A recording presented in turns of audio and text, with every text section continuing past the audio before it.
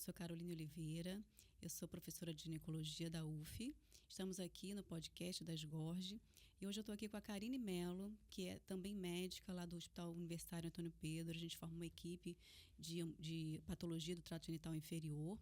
E hoje a gente vai conversar um pouco sobre as mudanças do rastreamento do câncer de colo uterino que vão chegar para o SUS também. Não é isso, Karine? Isso. Obrigada, SGORG, pelo convite. A gente vai falar um pouquinho sobre a questão do rastreio, né? Porque isso mudou recentemente. Até então, no Brasil, o rastreio era feito só com a citologia oncótica, que é o Papa Nicolau. E é antigo, né? Todo mundo sabe como funciona. Sempre foi feito de 25 aos 64 anos. Mas, ano passado, a Conitec aprovou, né, o uso de teste molecular no Brasil.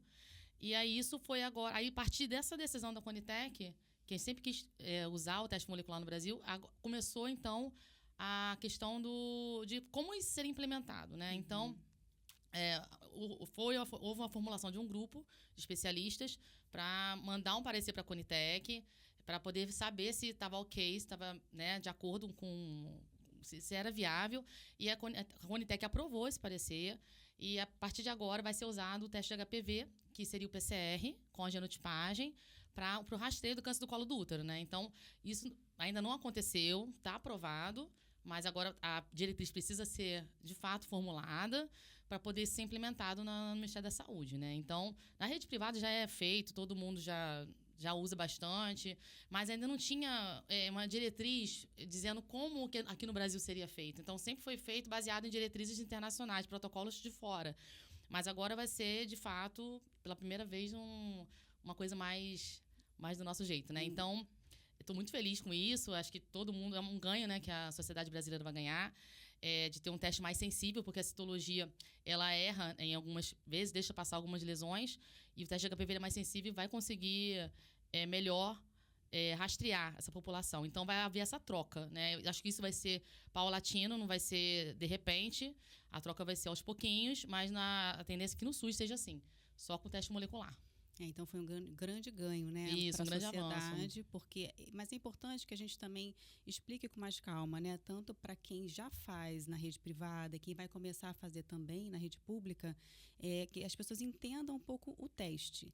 Ele é o melhor teste para o rastreamento, como você já disse, né, tem maior sensibilidade em fazer o diagnóstico das lesões, só que ele vai perder em especificidade. Então, a gente, na verdade, vai identificar pacientes com a infecção pelo vírus e não necessariamente com a lesão. É claro que a gente vai chegar mais perto ali das lesões, né? Mas também é importante a gente não alarmar a paciente frente a um simples teste positivo, ainda mais se ela for jovem, né? E aí, de acordo com esse grupo, né, que conversou sobre a incorporação desse teste, vão ser estipuladas a idade, né? Como você já adiantou. O preventivo, que todo mundo já conhece, é preconizado dos 25 aos 64 anos de uma forma geral, né, para pacientes imunocompetentes.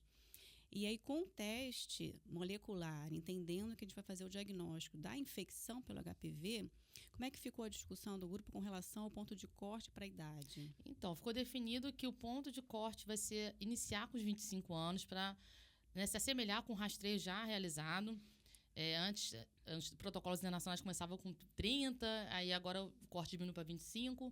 Então, vamos começar com 25 e o teste de saída do PCR vai ser com 60 anos. Por quê?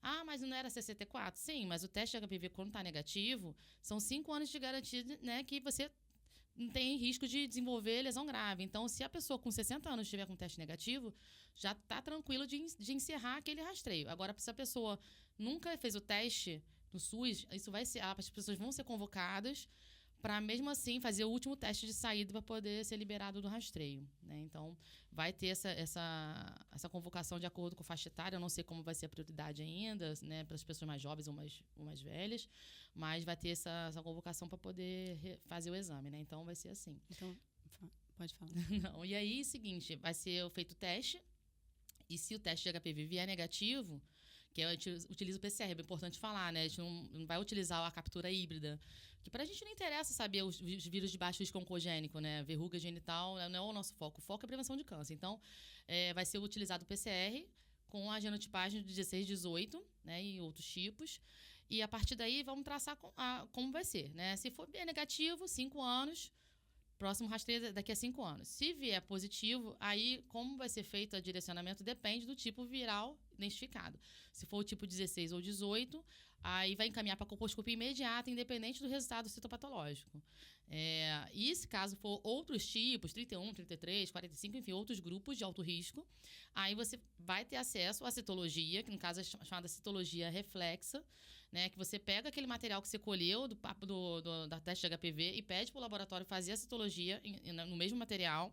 E a partir daí, se vier um resultado negativo, uma citologia normal, com um teste positivo, você repete o teste de HPV em 1 ano.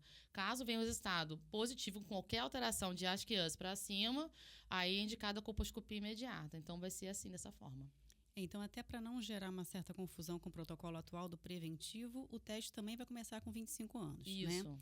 Mas é importante que as pessoas entendam que abaixo dos 30 anos a prevalência de infecção pelo HPV é alta. Então, não é para assustar os pacientes frente Sim. a um teste positivo. Sim. Né? Então, como você bem disse, se ele for positivo, para o tipo 16 e 18, que são os principais tipos causadores das doenças graves, né, das doenças precursoras de câncer e câncer, dado esse risco, ela vai para a colposcopia. Né? E os outros tipos, que são tipos menos frequentes, causam a minoria das lesões, só vai ser encaminhado de acordo com a alteração citológica ou com o histórico de já ter também alguma alteração citológica. Sim, né? sim, Então, importante. Então, assim, a gente já vê, né, na rede privada, onde é disponível o teste, que às vezes as pacientes ficam muito preocupadas quando tem um diagnóstico, uma infecção pelo HPV, como se ela estivesse com câncer.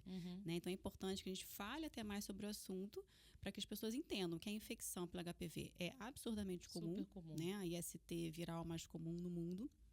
Então, frente a um teste positivo, você está identificando a infecção. Né? A partir daí, você vai partir para a investigação de uma possível lesão. E então, geralmente quando eu falo com a paciente, ela não é para se assustar, mas se por acaso a gente vir que tem algum tipo viral ali relevante, Sim. você vai para a investigação e quem sabe fazer um diagnóstico de uma lesão de forma mais precoce e, portanto, menor e, portanto, um tratamento menor. Então, vou olhar sempre pelo lado positivo, né, quando você está usando um teste que vai ter essa maior sensibilidade, porém, vai perder em especificidade. Né? E com relação aos cuidados aí para a coleta do exame, alguma coisa diferente que foi discutida? Olha, foi discutido assim, né? Que a gente sempre fala do preventivo para a gente não ter relação sexual, né? Isso sempre foi falado. Claro que o cuidado de não ter relação é melhor, né? Para poder não ter risco de alterações, mas que foi discutido que assim, até se a pessoa teve relação, às vezes a única oportunidade da pessoa colher é aquela. Então, assim, se puder, melhor. Mas se não puder fazer o preparo, colhe e se tiver alguma alteração, refaz o exame. Melhor garantir a oportunidade do que não fazer o exame. Né? Porque tem pessoas... A realidade do Brasil é muito diferente, porque enquanto tem várias pessoas que colhem preventivos em excesso, né? Tem gente que colhe até de 6 meses, sem necessidade nenhuma. Né? Muita gente não sabe que a citologia era feita trienal, as pessoas colhem ou de 6 meses ou anual. E tem outras pessoas que nunca colheram. Né? Estão em casa e nunca colheram. Então... é muito desigual e acho que por isso que tem tanto câncer, né, do colo do útero no Brasil. Porque quem faz sempre. E quem nunca faz, continua não fazendo. Inclusive, acho que foi esse um ganho também da questão da nova formulação, da diretriz, porque agora tem a possibilidade do autoteste. Né? Autocoleta do teste molecular. Que isso vai entrar também, a princípio, no SUS para pessoas de difícil acesso, pessoas da população ribeirinha, pessoas que estão confinadas, enfim. Nessa população é o foco. Mas na rede privada, sei lá, né? Às vezes uma pessoa que é acamada, né? Tem a dificuldade de chegar à unidade, o kit pode ser disponibilizado e ela fazer a própria autocoleta. E a acessibilidade é bem semelhante, isso não muda muito, né?